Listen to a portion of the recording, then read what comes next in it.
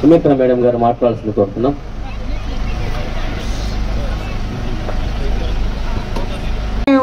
బాలకృష్ణ గారికి ఇక్కడ రావడానికి కారణం వాళ్ళ నాన్నగారు ప్రమాణం చేసిన పనులన్నీ పూర్తవని పనులన్నీ పూర్తి చేయడానికి ఆయన ఇక్కడికి వచ్చారు.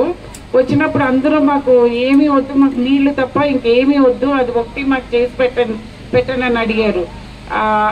ఆ పని పూర్తి చేశారండి. ఆ పనితో పాటు ఇంకా చాలా పనులు చేశారు. అన్న క్యాంటీన్ ఈ ప్రభుత్వం వచ్చిన తర్వాత అన్న క్యాంటీన్ మూసేశారు. నోటి దగ్గర భోజనం లాగేశారండి వాళ్ళు.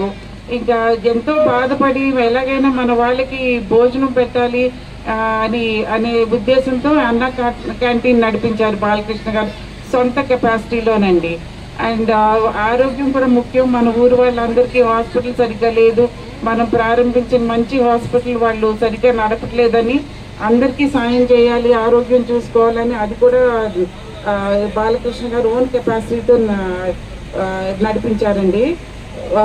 మన ప్రభుత్వం అధికారంలో ఉన్నప్పుడు చాలా పనులు చేశారు.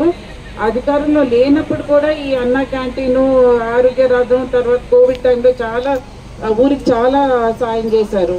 ఇదంతా మన వాళ్ళు, మన నందమూరి కుటుంబం వాళ్ళు అనే ఉద్దేశంతో ఆయన అన్నీ చూసుకున్నారు.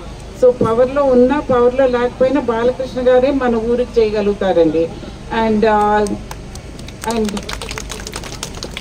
అండ్ మోస్ట్ ఇంపార్టెంట్, మన ఊరు మన స్వార్థంతో, మన నందమూరిపురం అంతా మన స్వార్థంతో మనకి మంచి జరగాలి, అభివృద్ధి జరగాలి అంటే స్వార్థంతో మనం సైకిల్ గుర్తుకి 2 ఓట్లు, ఎంపీ ఓట్లు, ఎమ్మెల్యే ఓట్లు 2 మన సైకిల్ కేసి మీరు ఆశీర్వదించండి మమ్మల్ని అందరినీ.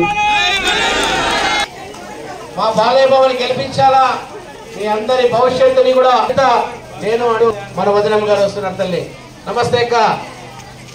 1500 గట్టిగా చెప్పాలమ్మా. సైకిల్ గుర్తుకేస్తారా లేదా? సైకిల్ గుర్తుకేస్తారా లేదా?